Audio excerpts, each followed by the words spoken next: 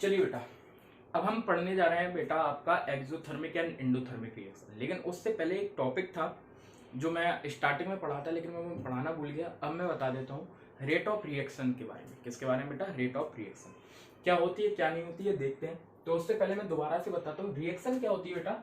Reaction में आपका reactant होता है। रिएक्शन एक प्रकार से क्या होता है, केमिकल चेंज होता है, मैंने पहले भी बताया था। जिसमें रिएक्टेंट किस में कन्वर्ट होता है, आपका प्रोडक्ट में कन्वर्ट होता है। एक कोई रिएक्टेंट है, LHS साइड रिएक्टेंट को लिखा जाता है, RHS साइड किसे रखा जाता है, प्रोडक्ट को। ये रिएक्टेंट है जिसमें क्या हुआ है, केमिकल चेंज हुआ है और वो किस में कन्वर्ट हो गया, प्रोडक्ट में।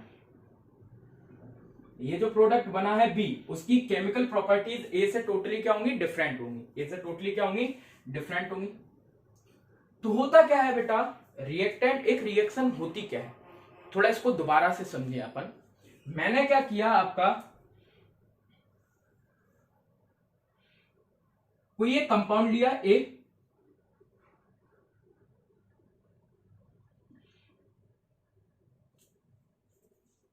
उसको मैंने क्या किया, आपका हीट वगैरह दिया, उसको मैंने क्या दिया, हीट दिया, या कुछ भी मैंने उसमें चेंजेस किए।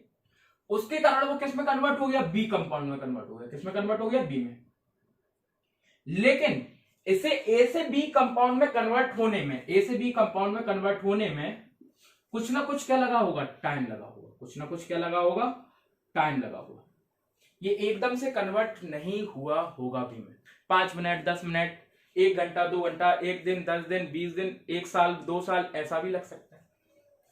तो रिएक्शन में बहुत टाइप की रिएक्शन होती है। फास्ट रिएक्शन मतलब कि एक कंपाउंड बी कंपाउंड को मिलाया और सी कंपाउंड बन गया, एकदम से मिल गया, विद इन सेकेंड्स मिल गया, मतलब ये रिएक्शन क्या थी, फास्ट। बहुत सी रिएक्शन बहुत स्लो होती हैं, मतलब कि आपने ए कंपाउंड और बी कंपाउंड को मिलाया, रिएक्टेंट को मिलाया, काफी 10, 15, 20 दिन बाद वो किस में कन्वर्ट हुआ, सी में कन्वर्ट हुआ। तो ये रिएक्शन क्या हो गई, ये स्लो है। स्लो रिएक्शन वो जिसमें टाइम क्या लगे, बहुत ज्यादा लगे। स्लो रिएक्शन वो जिसमें टाइम क्या लग रहा है, बहुत ज्यादा लग रहा है। जैसे एग्जांपल में रस्टिंग बोलूं, आयरन में जंग लगती है आपका, आपने साइकिल को बाहर खुले में छोड़ दिया, अभी बरसात हो रही है, बरसात होती जाएगी, पानी गिरता जाएगा साइकिल के ऊपर। धीरे धीरे धीरे धीरे धीरे धीरे आप देखना 1 महीने 2 महीने तक अगर साइकिल बाहर डली रहेगी, उसमें जंग लगना स्टार्ट हो जाएगी। ऐसा नहीं होगा कि आज आप बाहर रख के आए हो गाड़ी को और आज के आज ही साइकिल में क्या लग जाए, जंग लग जाए, नहीं।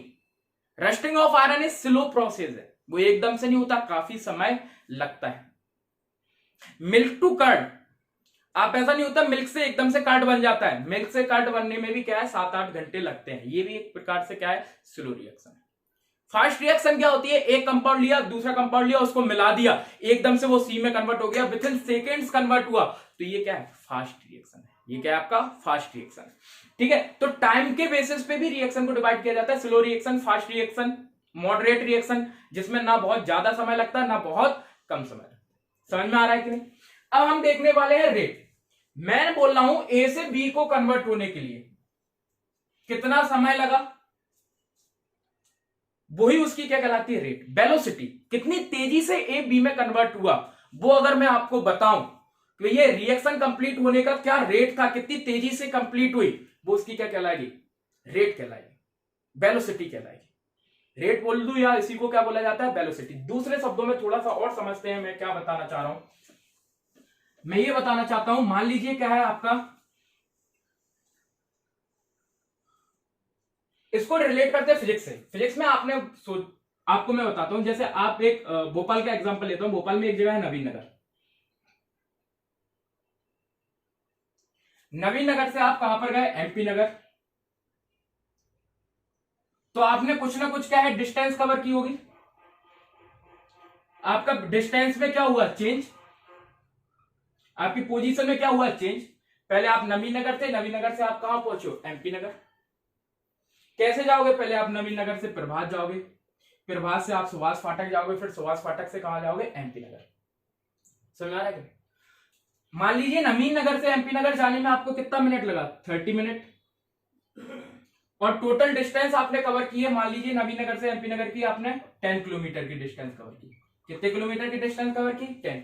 मैं बोलूं बताओ किस स्पीड से गए आप, मैं पूछूं बताओ किस स्पीड से गए, तो स्पीड कैसे निकालते हो, आपने कितनी डिस्टेंस कवर की, distance divided by time, distance divided by time, ऐसे ही निकालते हैं ना स्पीड। डिस्टेंस क्या है 10 किलोमीटर और टाइम कितना लगा 30 मिनट।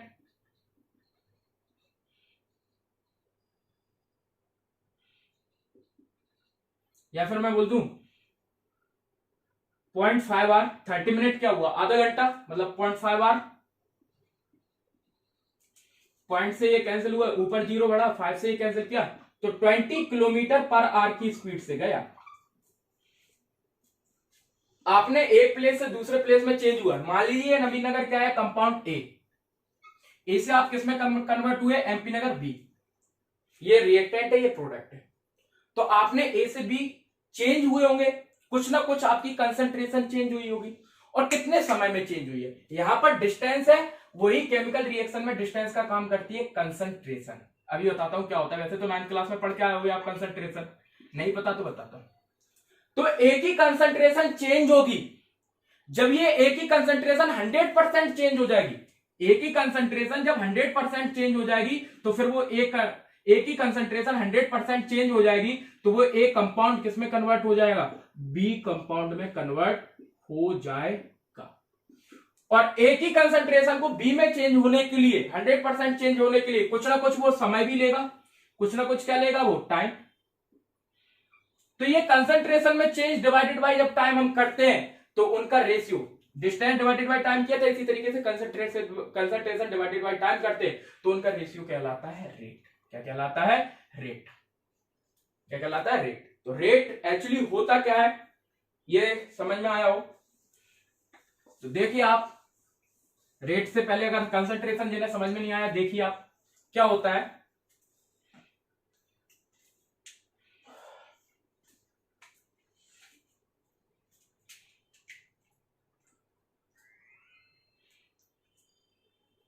जैसे मैंने ये कंपाउंड लिया, ये मैंने कोई कंपाउंड लिया केमिकल कंपाउंड, ये जो केमिकल कंपाउंड लिया है, कितना लिया केमिकल कंपाउंड नहीं पता, ये बताया जाता है जैसे अपन बोलते हैं ना 10 लीटर लिया, 5 लीटर लिया मैंने पानी, 6 लीटर पानी लिया, तो ये सिंपल लैंग्वेज में तो अपन लीटर में बोल देते हैं, लेकिन केमिस्ट्री की लैंग्वेज में जब केमिकल्स को लिया जाता है तो उनकी कंसंट्रेशंस देखी जाती है। क्या देखी जाती है, उनकी कंसंट्रेशंस देखी जाती है। 9th क्लास में आप पढ़ के आयोगे मोल्स, क्या पढ़ के आयोगे, मोल्स। कंसंट्रेशन क्या बताती है कि ये जो आपका इतना एरिया है इसमें कितने नंबर ऑफ मोल्स उस पार्टिकल्स के हैं। कंसंट्रेशन क्या बताता है, मोल पर लीटर को बताता है, किसको बताता है, मोल पर लीटर। कंसंट्रेशन किस चीज को बताती है, मोल पर लीटर। मोल्स क्या होते हैं, नंबर ऑफ पार्टिकल्स होते हैं, क्या होते हैं बेटा, नंबर ऑफ पार्टिकल्स। मोल्स क्या होते हैं, नंबर ऑफ पार्टिकल्स। जैसे मैंने बोला NaCl, मैंने बोला NaCl की कंसंट्रेशन थी 2 मोल पर लीटर, 2 मोल पर लीटर। इसका कहने का मतलब यह है 1 लीटर सॉल्यूशन में NaCl के 2 मोल थे, 1 लीटर सॉल्यूशन में NaCl के कितने मोल थे, 2 मोल थे। ये मतलब होता है, मैं ये बता रहा हूं NaCl का कितना प्रेजेंस है उसे बताने के लिए, किसी भी कंपाउंड की प्रेजेंस बताने के लिए, किसी भी रिएक्शन में, किसी भी कंपाउंड कितना हमने, किसी भी रिएक्शन में ये कंपाउंड हमने कितना लिया है रिएक्टेंट या प्रोडक्ट कितना बना है, उसको बताने के लिए कंसंट्रेशन का यूज होता है केमिस्ट्री की लैंग्वेज में। किसका यूज होता है, कंसंट्रेशन का। समझ में आ रहा है कि नहीं, ये होती है कंसंट्रेशन। बहुत से बच्चों को यही नहीं पता होगा कंसंट्रेशन क्या होती है, तो आगे क्या पढ़ो। तो एक ही कंसंट्रेशन, अब मैंने क्या लिया है, ए कोई कंपाउंड लिया है मैंने, ए है मान लीजिए कोई कंपाउंड है, उसकी कंसंट्रेशन, एक ही कंसंट्रेशन मैंने लिए, अभी मैंने रिएक्शन स्टार्ट नहीं की, T=0, अभी रिएक्शन स्टार्ट हुई नहीं है, बस मैंने ए लेके रख लिया है। मैंने ए लेके रखा है 2 मोल पर लीटर, कितना लिया है, 2 मोल पर लीटर, इतना लेके रखा है। अब होगा क्या, अब जब ये रिएक्शन स्टार्ट होगी तो सीधी सी बात है, ए क्या है, रिएक्टेंट, रिएक्टेंट किस में कन्वर्ट हो रहा है, प्रोडक्ट, मतलब रिएक्टेंट धीरे धीरे क्या होता जा रहा है, खत्म, और क्या बनता जा रहा है, प्रोडक्ट। अभी जब रिएक्शन है, रिएक्शन स्टार्ट नहीं की, तो सीधी सी बात है अकेला क्या होगा, रिएक्टेंट होगा, अकेला क्या होगा, ओनली रिएक्टेंट होगा, प्रोडक्ट अभी बना नहीं है, मतलब प्रोडक्ट 0 है। आप बोलते हो सर प्रोडक्ट क्यों नहीं बना? भाई साहब रिएक्शन स्टार्ट नहीं की, स्टार्टिंग में हमेशा रिएक्टेंट होता है, जब रिएक्शन स्टार्ट हो जाती है और कंप्लीट हो जाती है तब जाके टोटल प्रोडक्ट बनता है। जब रिएक्शन स्टार्ट करते हैं तब ओनली अकेला क्या होता है? रिएक्टेंट होता है। मानो ऐसे समझो, घर पे तुम्हें लड्डू बनाना है, लड्डू बनाना है, स्टार्टिंग में तुमने बूंदी रख ली, शक्कर रख ली, घी रख लिया। मैंने रखा बूंदी 100 ग्राम, शक्कर 50 ग्राम, घी 100 ग्राम। तो यहां जो ग्राम ग्राम ये लिख रहा हूं ना मैं, ये कंसंट्रेशन है एक्चुअली। केमिस्ट्री की लैंग्वेज में वो कंसंट्रेशन ये होती है, केमिस्ट्री की लैंग्वेज में वो कंसंट्रेशन क्या होती है ये। समझ में आ रहा है कि नहीं? हर चीज का एक तरीका होता है केमिस्ट्री में, वो आपको समझना पड़ेगा। अभी रिएक्शन स्टार्ट नहीं हुई, मतलब मैंने लड्डू बनाना स्टार्ट नहीं किया, ठीक है। अभी बूंदी रखी है, घी रखी है और शक्कर रखा है। मैं आपसे बोलूं बताओ कितने लड्डू है? भाई लड्डू तो तब बनेगा जब बूंदी घी शक्कर को मिलाओगे, उस पर प्रेशर डालोगे, तब जाके वो लड्डू में कन्वर्ट होगा, मतलब उसमें टाइम लगेगा। क्या लगेगा? टाइम। अभी तुमने सिर्फ सब सामान को लेके रखा है तो लड्डू तो ही नहीं है, प्रोडक्ट तो ही नहीं है, तो प्रोडक्ट क्या होगा? जीरो। अब धीरे धीरे क्या होता जाएगा, आप शक्कर घी को मिलाते जाओगे, लड्डू बनाते जाओगे, शक्कर घी को मिलाते जाओगे, लड्डू बनाते, एक समय बाद पूरा घी बूंदी शक्कर खत्म हो जाएगा और टोटल क्या बन जाएगा? लड्डू। आपका काम क्या होगा? फिनिश। यही होता है केमिस्ट्री में। आप ये जो रिएक्टेंट रखा है ना, शक्कर घी वगैरह, इसको लड्डू में कन्वर्ट करना है। आपने जो NaCl रखा है ना, सॉरी जो भी कंपाउंड आपने रिएक्टेंट रखा है ना, उसे किस में कन्वर्ट करना है? प्रोडक्ट में। तो सीधी सी बात है, इस काम को करने में बूंदी से क्या है आपका लड्डू बनने में कुछ ना कुछ समय लगा। इसी तरीके से रिएक्टेंट से प्रोडक्ट बनने में भी कुछ ना कुछ क्या लगेगा? टाइम लगेगा। मान लीजिए 5 मिनट बाद, T=5 मिनट बाद ये रिएक्टेंट टोटल क्या हो जाएगा? खत्म हो जाएगा। जब ये रिएक्टेंट टोटल खत्म हो जाएगा, मतलब ये टोटल किसमें कन्वर्ट हो चुका होगा?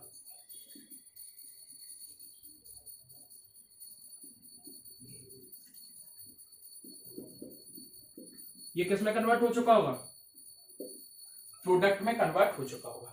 अब बोला जाएगा ये रिएक्शन कंप्लीट हो चुकी है। तो रिएक्शन में हमेशा याद रखना, रिएक्टेंट घटता है, 2 मोल 2 मोल पर लीटर था, 0 मोल पर लीटर हो गया, और ये क्या था? 0 मोल पर लीटर था, ये कितना हो गया? 2 मोल पर लीटर। तो प्रोडक्ट 0 से 2 हुआ, मतलब प्रोडक्ट क्या हुआ? बड़ा। प्रोडक्ट की कंसंट्रेशन क्या थी? पहले 0 मोल था, अब 2 मोल हो गई। तो प्रोडक्ट की कंसंट्रेशन हमेशा याद रखना, कंसंट्रेशन इंक्रीज होती है रिएक्शन में। ये सब 12th क्लास में पढ़ोगे। और रिएक्टेंट की कंसंट्रेशन हमेशा डिक्रीज होती है। ये आपसे ऑब्जेक्टिव पूछा जा सकता है, बस ये बताना चाहता था। रिएक्टेंट की कंसंट्रेशन क्या होती है? कंसंट्रेशन ऑलवेज डिक्रीज होती है, डिक्रीजेस। रिएक्टेंट कंसंट्रेशन 2 मोल पर लीटर से 0 होगा, क्योंकि रिएक्टेंट तो डिक्रीज होगा, क्योंकि उसे किसमें कन्वर्ट होना है? प्रोडक्ट में। सिंपल सी बात है, आपको समझ में आना चाहिए इसका। अब मैंने बोला किस स्पीड से ये कन्वर्ट हुआ, वो स्पीड बताओ, वेलोसिटी। तो क्या है, कैसे निकालोगे आप वेलोसिटी? स्पीड कैसे निकालोगे? तो स्पीड या वेलोसिटी बोलूं या फिर मैं रेट बोलूं? वेलोसिटी बोल दूं या फिर इसी को क्या बोलते हैं? रेट। तो रेट क्या हो रहा है? कंसंट्रेशन चेंज हो रही, 2 मोल पर लीटर से कितना हो गया? 0। कितने मिनट में हुआ? 5 मिनट में। ठीक है। तो change in concentration, change in rate of reaction क्या होगा? चेंज इन कंसंट्रेशन ट्रेशन, और कितने समय में हुआ? Divided by time taken. Time taken, ये होता है रेट का फॉर्मूला। ऑब्जेक्टिव में पूछा जा सकता है। किसमें पूछा जा सकता है? Objective. Change in concentration divided by, objective क्या बन सकता है? एक ऑब्जेक्टिव ये, दूसरा ऑब्जेक्टिव ये। क्वेश्चन क्या आएगा? In a chemical reaction rate of concentration decreases, in a chemical reaction concentration of product increases, concentration of reactant decreases. What do you mean by rate of reaction? Change in concentration divided by time taken. Next जो objective होगा वो होता है what do you mean by, what is the unit of rate? Unit of rate of reaction, rate of reaction, rate of reaction की unit क्या होगी? तो change in concentration क्या होगा? कंसंट्रेशन क्या है? मोल पर लीटर, मोल पर litre divided by time taken. Time क्या होगा आपका? सेकंड। टाइम क्या है? सेकंड। तो क्या होगा? मोल, ये ऊपर जाएगा तो लीटर इनवर्स, ये डिवाइड वाला भी ऊपर जाता है तो सेकंड इनवर्स। मोल पर लीटर इनवर्स पर सेकेंड इनवर्स, या फिर मोल और लीटर को आप पढ़ोगे 12th क्लास में, मोलर बोला जाता है। क्या बोला जाता है? मोलर। ये याद रखो, मोल पर लीटर इनवर्स सेकेंड इनवर्स, ये यूनिट पूछी जाती है, इंपॉर्टेंट है, ये आपसे पूछा जाता है। ये थोड़ा सा लेवल मैंने अप कर दिया, ये मैंने आपको लेवल अप कर दिया, सीबीएसई से भी हाई लेवल हो गया। अब ये एनटीपीसी के एनटीएससी वगैरह एग्जाम्स के लिए क्या हो गया, थोड़ा सा बताया मैंने। अब देखिए आप आगे, मिटा रहा हूं, ये नोट कर लीजिए, स्क्रीनशॉट ले लीजिए।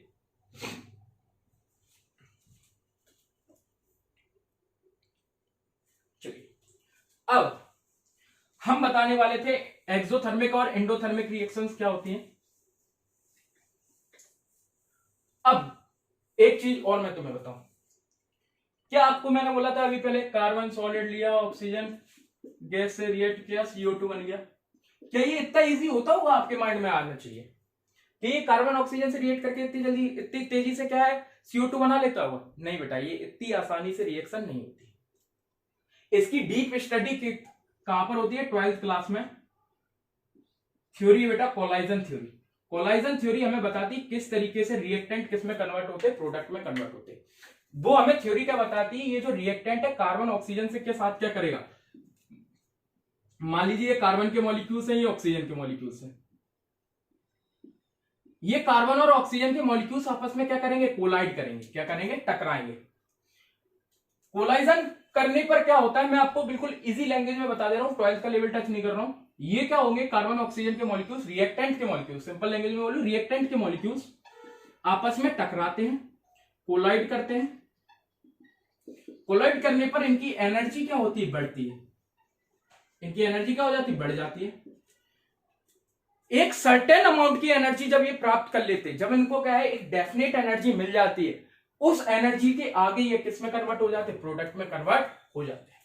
मान लीजिए कार्बन और ऑक्सीजन की अभी एनर्जी है 40 जूल, और प्रोडक्ट में कन्वर्ट होने के लिए एनर्जी चाहिए ना 70 जूल। प्रोडक्ट में कन्वर्ट होने, ये डेफिनेट एनर्जी है, इन्हें कम से कम 70 जूल एनर्जी चाहिए, तब ये किस में कन्वर्ट होंगे? रिएक्टेंट से किस में कन्वर्ट होंगे? प्रोडक्ट। तो ये क्या करेंगे? कार्बन ऑक्सीजन टकराएंगे, टकराते तब तक रहेंगे जब तक इनकी एनर्जी 40 जूल से कहां तक नहीं हो जाती? 70 जूल। इसे एनर्जी बैरियर बोला जाता है। जब ये इस एनर्जी बैरियर को पार कर जाते हैं, जब ये इस एनर्जी बैरियर को पार कर जाते हैं, तो ये किस में कन्वर्ट हो जाते हैं? ये रिएक्टेंट में कन्वर्ट हो जाते हैं। तो दूसरा आपका पॉइंट क्या बन सकता है? रिएक्टेंट प्रोडक्ट में कन्वर्ट कब होते हैं? जब रिएक्टेंट आपस में क्या करते हैं? कोलाइड करते हैं, और कोलाइड करके ये एनर्जी के एक बैरियर को, एक लिमिटेड अमाउंट की एनर्जी को क्या कर लेते हैं? पार कर लेते हैं, तब जाके ये प्रोडक्ट में कन्वर्ट होते हैं। इस तरीके से होता है, इतनी आसानी से आपका नहीं बनता है कंपाउंड, इस चीज को समझना चाहिए आपको। ठीक है, और भी डीपली है, मैं बहुत ज्यादा डीप नहीं लेके जा रहा हूं, है ना।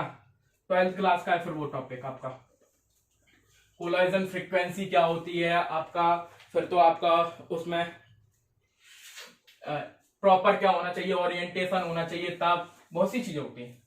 अब हम यहां पर आते हैं आपका हीट का रिलेशन। याद रखो बेटा, हीट का एनर्जी से बहुत गहरा रिलेशन होता है, सॉरी, हीट का रिएक्शन से बहुत गहरा रिलेशन होता है, हीट रिएक्शन रिलेशन। किसी भी रिएक्शन में या तो एनर्जी निकलती है, या फिर एनर्जी क्या होती है? एब्जॉर्ब होती है, और किसके फॉर्म में? हीट के फॉर्म में।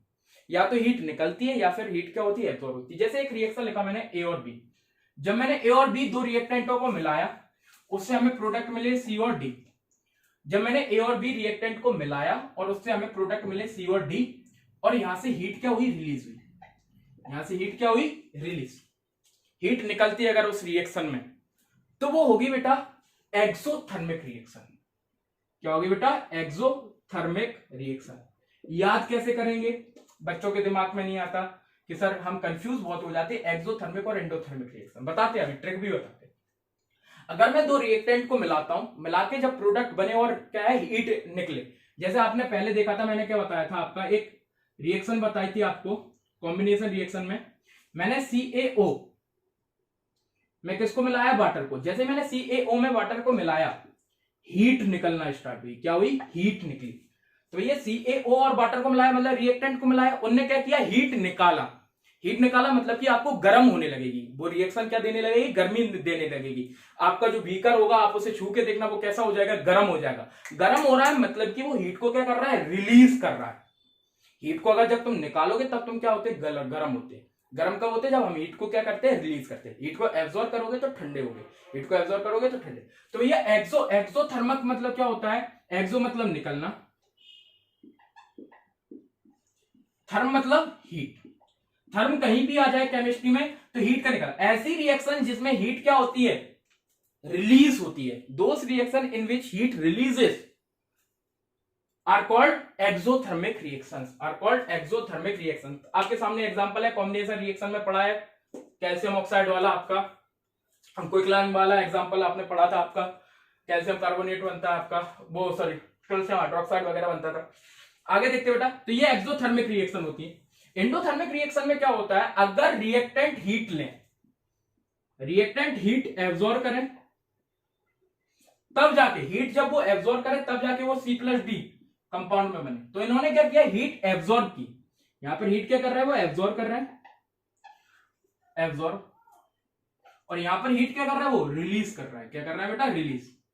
इसी साल आया था what do mean by exothermic reactions, है ना। तो यहां पर हीट क्या कर रहा है, एब्जॉर्ब। तो सीधी सी बात है, आपने हीट को लिया तो हीट एब्जॉर्ब की, तो इंडो मतलब अंदर की ओर आना, इंटर, एक्सो एग्जिट मतलब बाहर, ये एंडोथर्मिक, क्या चीज अंदर आ रही, हीट। तो एंडोथर्मिक रिएक्शंस, एंडोथर्मिक रिएक्शंस जिनमें हीट को क्या किया जाए, एब्जॉर्ब किया जाए। अब थोड़ा सा ये तो हो गया, इंडो एक्सो आ गया। याद रखना बेटा, केमिस्ट्री की लैंग्वेज में हीट को एंथैल्पी भी बोला जाता है। क्या बोला जाता है, एंथैल्पी। क्या बोला जाता है, एंथैल्पी। और दूसरी चीज, इसे डेल्टा एच, हीट में जो चेंज हुआ है उसे किससे डिनोट किया जाता है, डेल्टा एच से डिनोट किया जाता है। किससे डिनोट किया जाता है बेटा, डेल्टा एच। याद रखना, हमेशा याद रखना बेटा, for exothermic reactions, exothermic reactions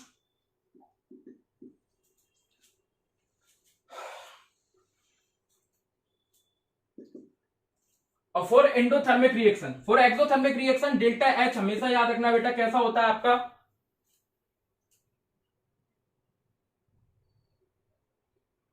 delta H हमेशा याद रखना बेटा नेगेटिव होता है। डेल्टा एच क्या होता है आपका, नेगेटिव होता है। डेल्टा एच कैसा होता है, negative.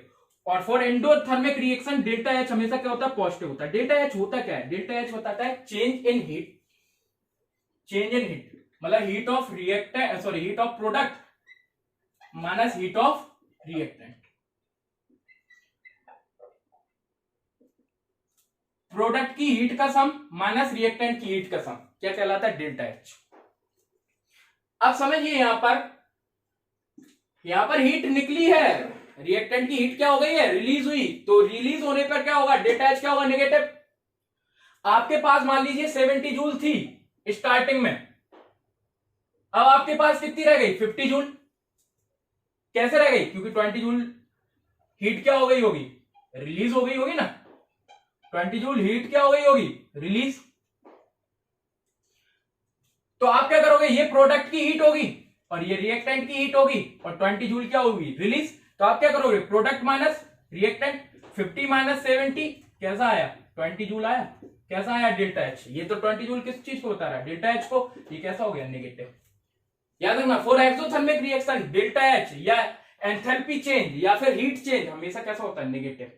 For endothermic reaction delta H हमेशा कैसा होता है, पॉजिटिव। दोबारा समझ लो बेटा, मैंने बोला एक्सोथर्मिक मतलब हीट निकलना। आपके पास 70 जूल थी, हीट निकलने के बाद अब कितनी रह गई बेटा, प्रोडक्ट के पास 50 जूल, और 20 जूल हीट क्या हो गई, रिलीज हो गई, बाहर निकल गई। सीधी सी बात है। अब कैसे निकली होगी, आप क्या करते हो, प्रोडक्ट, मैंने क्या बोला, डेल्टा एच हीट कैसे निकली है, कैसे बताया, प्रोडक्ट की हीट में से आप रिएक्टेंट की हीट को माइनस कर दो। प्रोडक्ट की हीट में से रिएक्टेंट की हीट, प्रोडक्ट की हीट माइनस रिएक्टेंट की हीट, डेल्टा एच। तो 50 माइनस 20 करोगे तो कैसा आया, डेल्टा एच, नेगेटिव आया कि नहीं। तो वही तो मैंने भी लिखा है। यहां पर क्या क्या है, हीट एब्जॉर्ब की। आपके पास 70 जूल पहले से थी, आपने मान लो 20 जूल एब्जॉर्ब कर ली, तो डेल्टा एच क्या हो गया, बढ़ जाएगा ना। इस तरीके से होता है, ठीक है। तो याद रखिएगा आप, एक्सोथर्मिक और एंडोथर्मिक रिएक्शंस के एग्जांपल में बता दूं, इसमें कुछ भी नोट करना हो तो आप कर लो।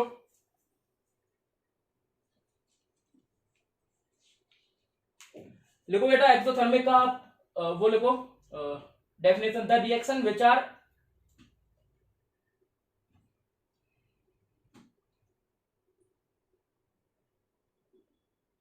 ऐसे ये मतलब देखो, the reaction in which heat is released along with the formation of product, the reaction in which heat is released along with the formation of product is called exothermic reactions,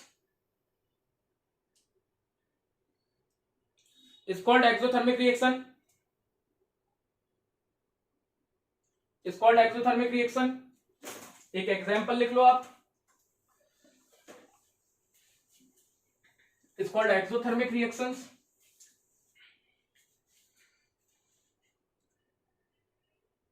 मैं वही एग्जांपल लिखवा रहा हूं जो आप पहले पढ़ चुके हो, इसलिए आप कंफ्यूज ना हो। इसलिए ऑक्सीडेशन ऑफ मीथेन,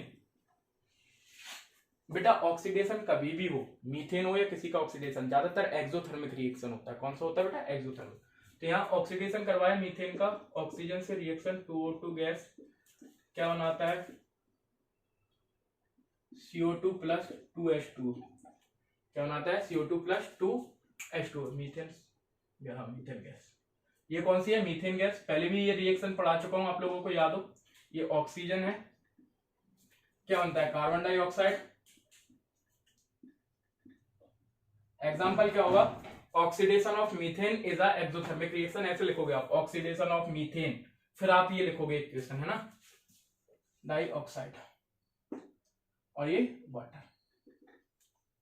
यहां पर क्या होगा बेटा? यहां पे क्या होगा बेटा? हीट रिलीज होगी। नेक्स्ट देखो आप एग्जाम्पल, डाइजेशन। एक नोट डाल के लिख लो बेटा, नोट डाल के। जो अपन खाना खाते हैं, खाना जो डाइजेस्ट होता है, अपन क्या करते हैं? खाना खाते हैं, खाने में आप क्या लेते हो? आप खाने में क्या खाते हो? आप रोटी खाते हो। रोटी में क्या होता है? ग्लूकोज होता है। ग्लूकोज का फॉर्मूला क्या होता है? C6H12O6। लिख लो बेटा ग्लूकोज का फॉर्मूला, आपको नहीं पता हो तो मैं बता दे रहा हूं। ग्लूकोज एक प्रकार का कार्बोहाइड्रेट होता है। क्या होता है बेटा? कार्बोहाइड्रेट होता है। तो अपन क्या खाते हैं? ग्लूकोज खाया, सॉरी अपने खाना खाया, खाना के थ्रू आपके पेट में क्या पहुंचा? आपका ग्लूकोज पहुंचा। अब अपन क्या लेते हैं? ऑक्सीजन। ये ऑक्सीजन जो आपने ली है सांस के थ्रू, ये भोजन से क्या करता है? रिएक्ट करता है। ये क्या करता है? भोजन से रिएक्ट, भोजन का ऑक्सीडेशन करवाता है। ये क्या करवाता है? भोजन का ऑक्सीडेशन। जब ये भोजन का ऑक्सीडेशन करवाता है तो यहां से CO2 गैस रिलीज होती है, यहां से वाटर रिलीज होता है, साथ साथ में यहां से आपको हीट मिलती है, एनर्जी मिलती है। उसी एनर्जी से आपकी बॉडी क्या करती है? वर्क करती है। आपकी बॉडी वर्क कैसे करती है? ये ग्लूकोज एनर्जी के फॉर्म में क्या हो जाता है? ब्रेक हो जाता है हीट के फॉर्म में। हीट क्या है? Heat is a form of energy. तो इस तरीके से डाइजेशन भी क्या होता है? एक एक्सोथर्मिक रिएक्शन होती है। ये कई बार पूछा गया है भैया, digestion is a exothermic reaction. ठीक है, लिखा है पॉइंट, लिखा है डाइजेशन इज अ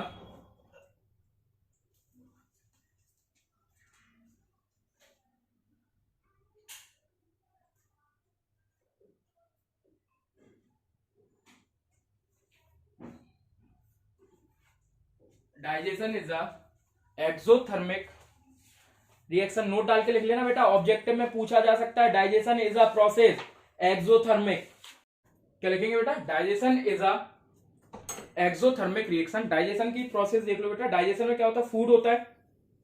फूड क्या करता है बेटा आपका? कैसे? ऑक्सीजन गैस जो आपने ली है उससे, ये कार्बोहाइड्रेट है, कार्बोहाइड्रेट, कार्बोहाइड्रेट, ये किससे रिएक्ट करता है बेटा? ऑक्सीजन से, 6O2 गैस से रिएक्ट किया। और किस में कन्वर्ट होता है बेटा आपका?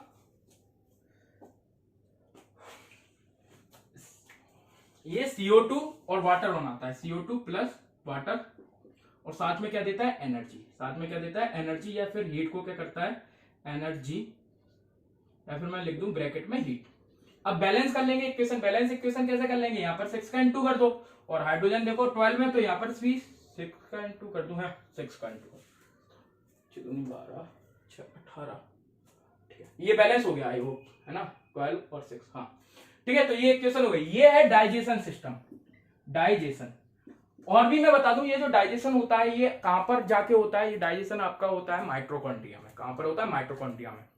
ये ऑक्सीडेशन, कार्बोहाइड्रेट का ऑक्सीडेशन। माइटोकॉन्ड्रिया में होने के कारण यहाँ पर जो एनर्जी प्रोड्यूस होती है पूरी कहां पर एब्जॉर्ब होती है, माइटोकॉन्ड्रिया में। इसलिए माइटोकॉन्ड्रिया को बोला जाता है powerhouse of the cell. क्या बोला जाता है? Powerhouse of the cell. House of the cell किसे बोला जाता है? माइटोकॉन्ड्रिया को बोला जाता है। किसको बोला जाता है? Mitochondria is known as powerhouse of the cell बोला जाता है। ठीक है बेटा, तो ये आप लिख लेना। क्वेश्चन कैसे आ सकता है? क्वेश्चन आपका सीबीएसई वाले से पूछा जा सकता है, और पूछा गया है why is respiration considered as exothermic reaction. Respiration जो हम सांस लेते हैं, तो वो जो ऑक्सीजन जाती है सांस के थ्रू, रेस्पिरेशन के थ्रू, वो आपने जो फूड लिया है, इंटेक लिया है कार्बोहाइड्रेट, उससे रिएक्ट करती है। रिएक्ट करके CO2 H2O और क्या बनाती है? CO2 और H2O बनाती है, साथ में एनर्जी क्या करती है? रिलीज करती है। तो ये एनर्जी रिलीज कर रहा है, it means it is a exothermic reaction. बस लैंग्वेज लिखना है आपको, वो मैं आपको बता दूंगा। तो आ रहा है, तो डाइजेशन की ये रिएक्शन होती है। इट इज ऑल्सो आप सिर्फ क्या लिखोगे? डाइजेशन, इन डाइजेशन, और ये लिख देना, ये लिख देना respiration is also exothermic reaction. Respiration is exothermic reaction, और ये इक्वेशन लिख देना। समझ में आ रहा है? अब अपन लिख रहे हैं बेटा एंडोथर्मिक रिएक्शन। कौन सी बेटा? Endothermic reaction. बाबा की मैं आपको नोट्स जो सेंड करूंगा उसमें और ज्यादा एग्जांपल लिखेंगे, थोड़ा सा टाइम बचाने के लिए मैं जल्दी कर दे रहा हूं ना। एंडोथर्मिक रिएक्शन क्या होती है?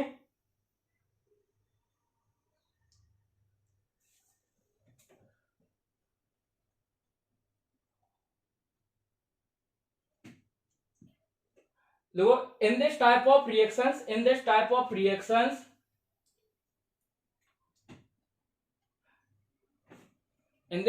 Reactions heat is absorbed during the formation of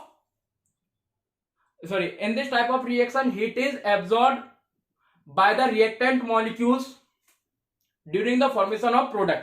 ठीक है, और एंडोथर्मिक रिएक्शंस के एग्जांपल हो जाएंगे बेटा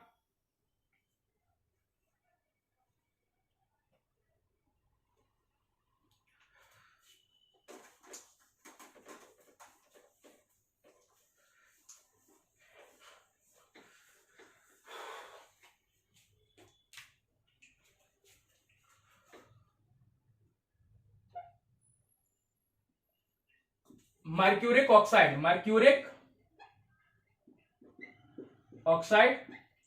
के प्रेजेंस में जब करवाते हो तो 2Hg+O2 बनता है। और ये याद रखना, ये लिक्विड फॉर्म में होता है और ये गैस। याद रखना, mercury is the only metal which is present in the liquid form.